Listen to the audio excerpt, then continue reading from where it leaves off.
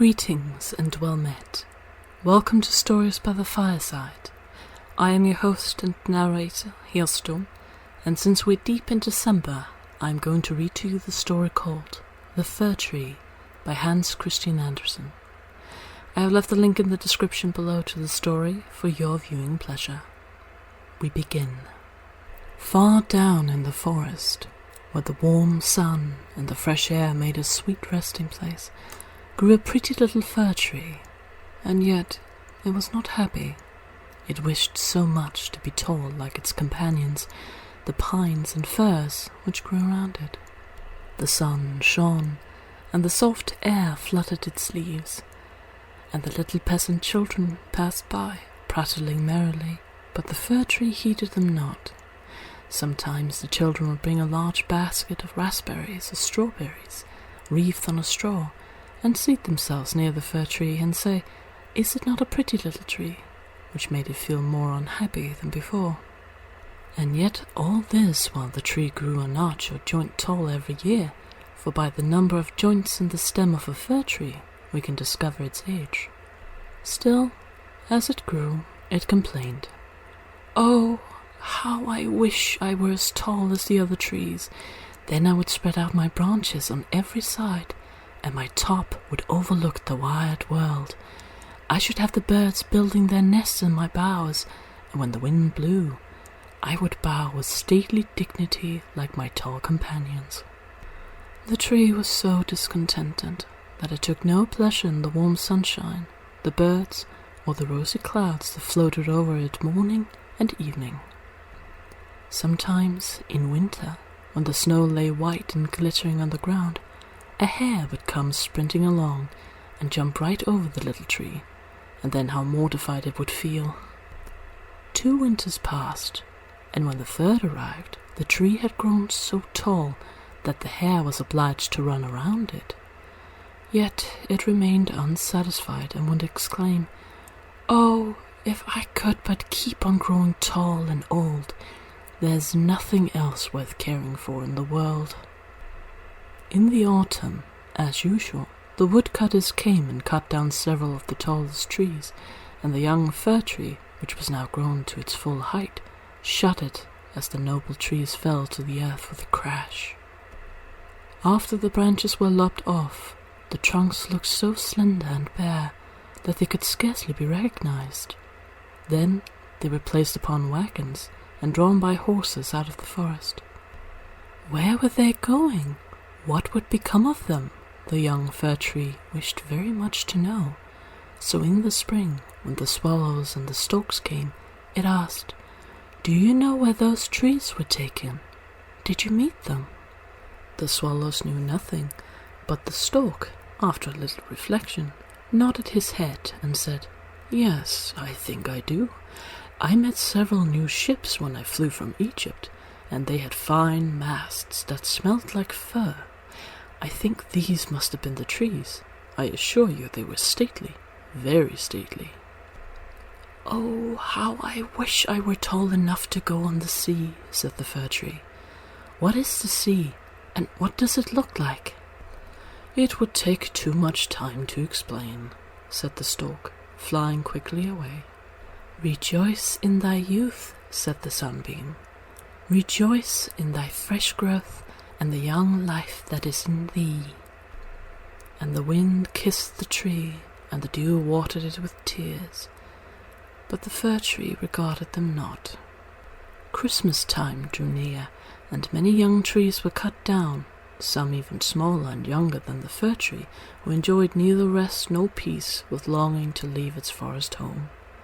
These young trees, which were chosen for their beauty, kept their branches, and were also laid on wagons and drawn by horses out of the forest. "Where are they going?" asked the fir tree. "They are not taller than I am. Indeed, one is much less, and why are the branches not cut off? Where are they going?" We know," sang the sparrows. "We have looked in at the windows of the houses in the town, and we know what is done with them. They are dressed up in the most splendid manner. We have seen them standing in the middle of a warm room and adorned with all sorts of beautiful things, honey cakes, gilded apples, playthings, and many hundreds of wax tapers." "And then?" asked the fir tree, trembling through all its branches. "And then what happens?" "We did not see any more," said the sparrows, "but this was enough for us." "I wonder whether anything so brilliant will ever happen to me," thought the fir tree. "It would be much better than crossing the sea. I long for it almost with pain. Oh, when will Christmas be here? I am now as tall and well grown as those which were taken away last year. Oh, that I were now laid on the wagon, or standing in the warm room, with all that brightness and splendour around me. Something better and more beautiful is to come after, or the trees would not be so decked out. Yes, what follows will be grander and more splendid. What can it be?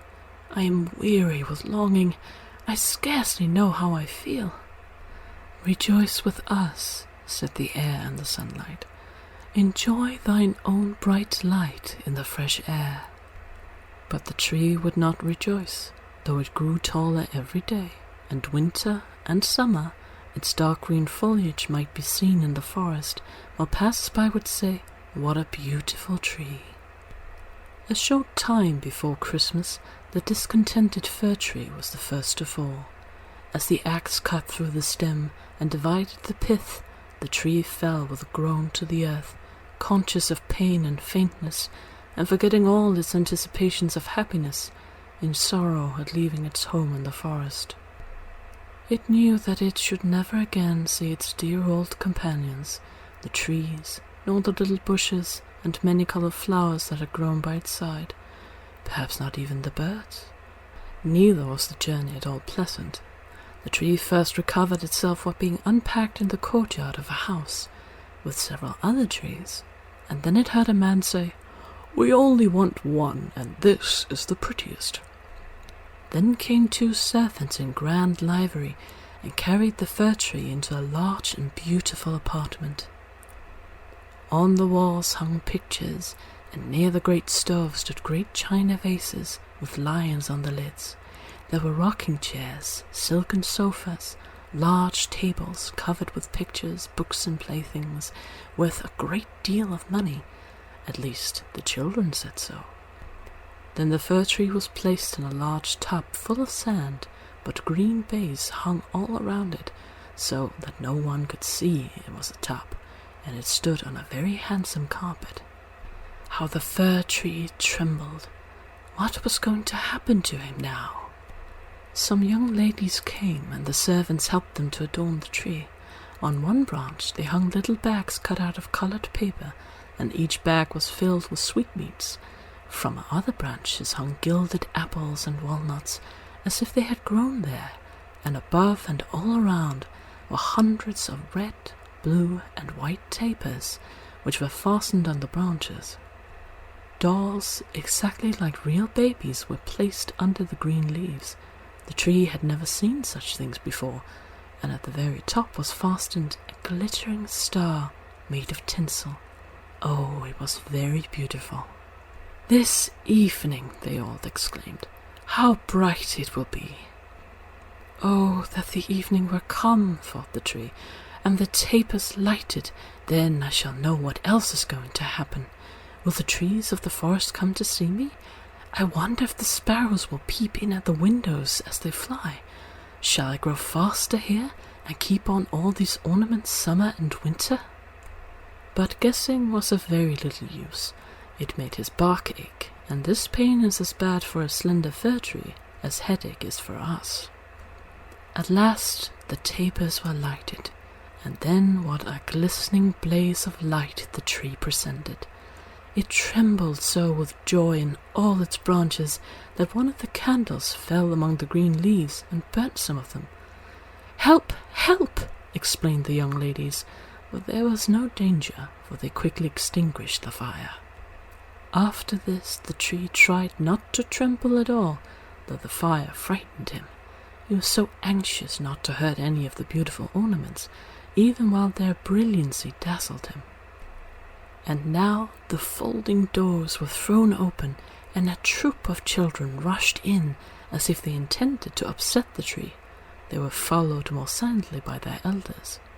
For a moment the little ones stood silent with astonishment, and then they shouted for joy till the room rang, and they danced merrily round the tree, while one present after another was taken from it. "What are they doing? What will happen next?" thought the fir. At last the candles burnt down to the branches and were put out. Then the children received permission to plunder the tree. Oh, how they rushed upon it till the branches cracked, and had it not been fastened with a glistening star to the ceiling, it must have been thrown down. The children then danced about with their pretty toys, and no one noticed the tree except the children's maid, who came and peeped among the branches to see if an apple or a fig had been forgotten. "A story! A story!" cried the children, pulling a little fat man towards the tree. "Now we shall be in the green shade," said the man, as he seated himself under it, "and the tree will have the pleasure of hearing also, but I shall only relate one story. What shall it be? Ivid Avid, or Humpty Dumpty, who fell downstairs but soon got up again, and at last married a princess?" "Ivid Avid," cried some. "Humpty Dumpty," cried others, and there was a fine shouting and crying out. But the fir tree remained quite still, and thought to himself, "Shall I have anything to do with all this?" But he had already amused them as much as they wished. Then the old man told them the story of Humpty Dumpty, how he fell downstairs and was raised up again and married a princess. And the children clapped their hands and cried, "Tell another, tell another!" for they wanted to hear the story of Ivid Avid. But they only had Humpty Dumpty. After this, the fir tree became quite silent and thoughtful. Never had the birds in the forest told such tales as Humpty Dumpty, who fell downstairs and yet married a princess. "Ah, yes, so it happens in the world," thought the fir tree. He believed it all, because it was related by such a nice man. "Ah, well," he thought, "who knows? Perhaps I may fall down too and marry a princess." And he looked forward joyfully to the next evening, expecting to be again decked out with lights and playthings, gold and fruit. "Tomorrow I will not tremble," thought he. "I will enjoy all my splendor, and I shall hear the story of Humpty Dumpty again, and perhaps Ivid Avid." And the tree remained quiet and thoughtful all night. In the morning, the servants and the housemaids came in. "Now," thought the fir, "all my splendor is going to begin again." But they dragged him out of the room and upstairs to the garret, and threw him on the floor in the dark corner where no daylight shone, and there they left him. "What does this mean?" thought the tree. "What am I to do here? I can hear nothing in a place like this." And he had time enough to think, for days and nights passed, and no one came near him, and when at last somebody did come, it was only to put away large boxes in a corner. So the tree was completely hidden from sight, as if it had never existed. "It is winter now," thought the tree. "The ground is hard and covered with snow, so that people cannot plant me. I shall be sheltered here, I dare say, until spring comes. How thoughtful and kind everybody is to me. Still, I wish this place were not so dark, as well as lonely, with not even a little hare to look at. How pleasant it was out in the forest, while the snow lay on the ground, where the hare would run by. Yes, and jump over me too, although I did not like it then. Oh, it is terrible lonely here." "Squeak, squeak," said a little mouse, creeping cautiously towards the tree. Then came another, and they both sniffed at the fir tree and crept between the branches. "Oh, it is very cold," said the little mouse, "or else we should be so comfortable here, shouldn't we, you old fir tree?" "I am not old," said the fir tree. There are many who are older than I am." "Where do you come from? And what do you know?" said the mice, who were full of curiosity. "Have you seen the most beautiful places in the world? And can you tell us all about them? Or have you been in the storeroom, where cheeses lie on the shelf and hams hang from the ceiling? One can run about on tallow candles there, and go in thin and come out fat." "I know nothing of that place," said the fir tree, "but I know the wood where the sun shines and the birds sing." And then the tree told the little mice all about its youth. They had never heard such an account in their lives, and after they listened to it attentively, they said, "What a number of things have you seen! You must have been very happy." "Happy!" explained the fir tree, and then, as he reflected upon what he had been telling them, he said, "Ah, yes, after all, those were happy days." But when he went on and related all about Christmas Eve, and how he had been dressed up with cakes and lights, the mice said, "How happy you must have been, you old fir tree!" "I am not old at all," replied the tree. "I only came from the forest this winter. I am now checked in my growth." "What splendid stories you can relate," said the little mice, and the next night 4 other mice came with them to hear what the tree had to tell. The more he talked, the more he remembered, and then he thought to himself, "Those were happy days, but they may come again. Humpty Dumpty fell downstairs, and yet he married the princess. Perhaps I may marry a princess too." And the fir tree thought of the pretty little birch tree that grew in the forest, which was to him a real beautiful princess. "Who is Humpty Dumpty?" asked the little mice. And then the tree related the whole story.